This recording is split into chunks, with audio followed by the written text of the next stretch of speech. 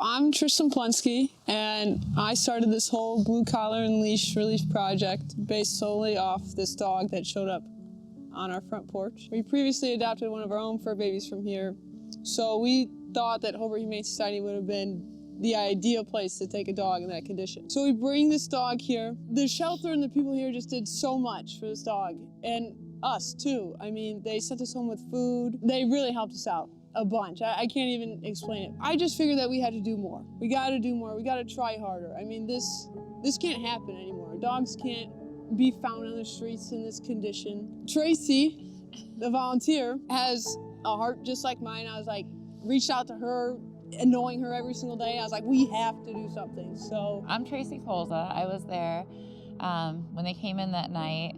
And a little backstory that she left out is, you know, her and her wife have been rescuing single-handedly on their own a lot, which is what a lot of community does. They find a dog, they don't know what to do. They go somewhere to get it checked for a microchip, but you know, no microchip, then what? No space in shelters, then what? When they came in that night, you know, our dog immediately were like, we can intake, we can help with vaccinations, we can help with getting slow feeders, food, all of the things medical, we just have no space. So they open their homes to foster, and that's the biggest thing, is advocating. What do you do when you find a stray? What do you do when your funds don't allow, or maybe you don't have the space at the shelters? You have space in your home, or a friend, or someone else. We help with everything else. So they were patient. We did the intake. We picked off a ton of ticks. Did the Bordetella, did everything, and started the medical plan for this particular stray. We intake so many, and that's the sad part, is that most of the community doesn't understand. You know, we don't get the free medical. We do medical off-site. As a volunteer, we solely run with a lot of help from volunteers. So they joined the pack that night unknowingly when they brought their fur baby in, and we all just surrounded. It takes a village, and that's kind of where we're at with it. Volunteers, how to volunteer. You know, if you cannot be a foster at home, if you cannot donate anything monetarily, you can still donate time. You don't have to have a lot to give a lot. Time to walk dogs, time to help with feeds, time to help with laundry, which is overflowing nonstop, or even taking things off-site as well. Through it's hshobart.org is our website, and you can click on that and go to how to help, and you can sign up as a volunteer, a foster, all kinds of access and resources to wish list items that are needed for the shelter, you know, and onward beyond. You know, some of the structures here are struggling. The shelter's going to be 70 years old this coming year. So a lot of what you'll see in the footage is 70 years of, I'd like to say, vintage. We're very vintage. It's a relic. It is. It's a small but mighty, mighty shelter, and the intake numbers are insane. The reunification with families and their lost pets are phenomenal.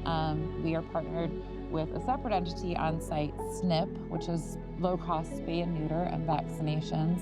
We also microchip for $20, so that's the biggest thing with holidays and travel and animals in general and getting them home. So we do a lot here, and it's not about going above and beyond. No. I mean, it's truly, that's what we do, and hoping that others can understand that with the support of community and with the support of volunteers, we can do even more.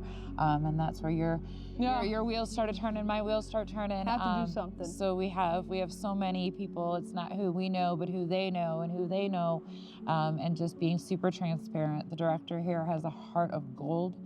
The best. Her passion and her vision for the shelter and the future of the shelter is going to be beyond 70 years, beyond our lifetimes.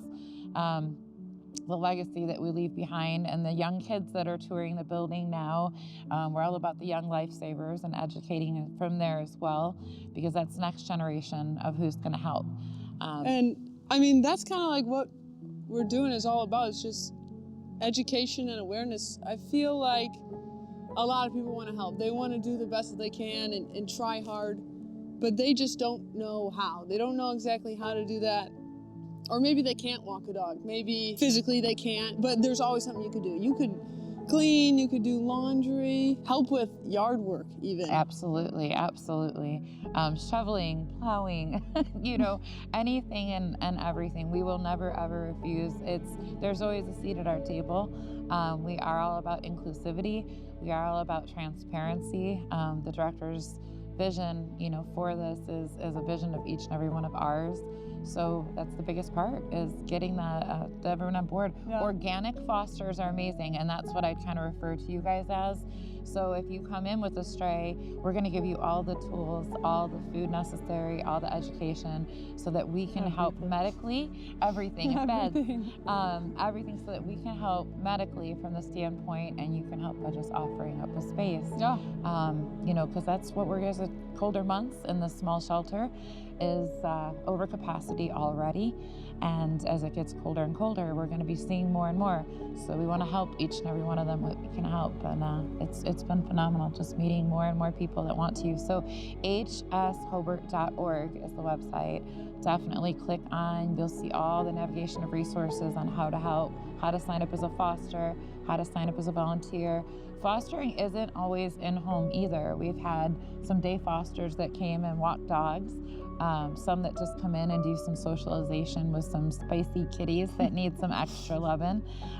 Weekend fosters. Weekend fosters, especially with the holidays coming up. We're doing a send them home for the holidays, and it's crazy because the medical and the adoption fees, just trying to stay afloat and keep this tiny shelter still operable because community needs it. Yeah. We service Lake Station, Hobart, New Chicago by contract, but we get animals from all over regularly. And when we try to redirect to keeping them in district, it's often, well, they're full too, or they didn't answer, or, they have issues, or if we say we try to redirect, we still have some sometimes dumped outside.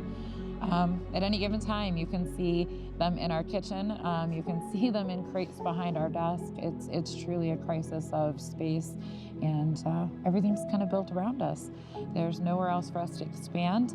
There aren't really. This is our main play area that we do meet and greets for, but we don't have an indoor area. We have a lot of groups that come that want to do things for animal enrichment that we just don't even have the space indoor for that, or meet and greets in cold Midwest weather because it isn't going to be very nice for much longer. We're kind of working with what we have, and we'd love to expand our pack and have everybody's ideas. A new building. That's what we want. A new building. That's a dream for sure. A new building, a new property eventually. But right now, just keeping everything going with what we've had. We didn't come this far to only come this far. And those that started before us, are not where it's going to end. And it's not going to end with us either. We're just going to keep growing. Face the storm head on. That's it.